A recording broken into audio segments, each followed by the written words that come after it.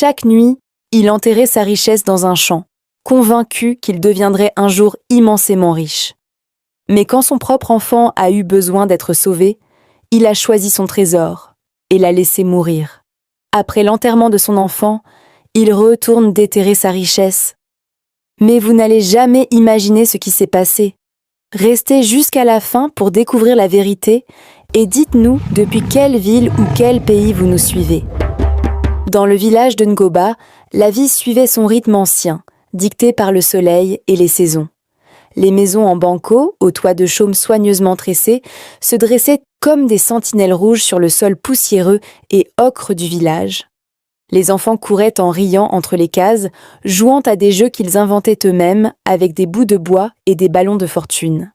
Les volailles gloussaient, picoraient la poussière et s'éparpillaient sous les arbres, et les hommes se rendaient aux champs ou à la rivière pour pêcher et arroser leur culture.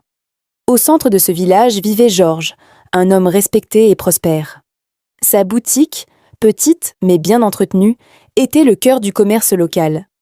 Chaque matin, il nettoyait soigneusement le plancher en terre battue, rangeait ses épices dans des paniers colorés et disposait les tissus multicolores de manière à attirer le regard des clients. Les habitants affluaient de toutes les ruelles, certains de villages voisins pour acheter des produits rares ou simplement pour échanger des nouvelles. Georges avait la réputation d'être juste dans ses prix et de traiter ses clients avec courtoisie. Mais derrière ce visage respecté se cachait un homme obsédé par la richesse. Chaque soir, après la fermeture de sa boutique, il rassemblait les gains de la journée et se rendait discrètement dans un champ situé à l'orée du village. Là, sous la lumière tamisée de la lune, il creusait un petit trou dans la terre rouge et y enterrait ses pièces, ses billets et parfois même de petits lingots qu'il avait acquis. Chaque pièce enterrée représentait pour lui une promesse de fortune future.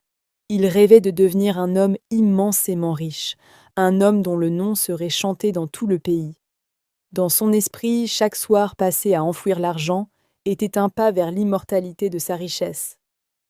Georges avait un fils, Aya, un petit garçon de 8 ans, fragile mais lumineux. Aya était curieux, observateur, et il aimait suivre son père à la boutique. Chaque jour, il ramassait les pièces tombées au sol, les nettoyait et les rangeait soigneusement dans un petit sac en tissu. Il aimait regarder son père compter l'argent et parler avec les clients. Pour Aya, chaque pièce avait sa magie. Elle venait de quelqu'un, portait un travail et une histoire, et pouvait un jour les rapprocher du bonheur. Au début, Georges trouvait joyeux que son fils s'intéresse à l'argent et aux affaires, mais bientôt, il commença à voir dans cette curiosité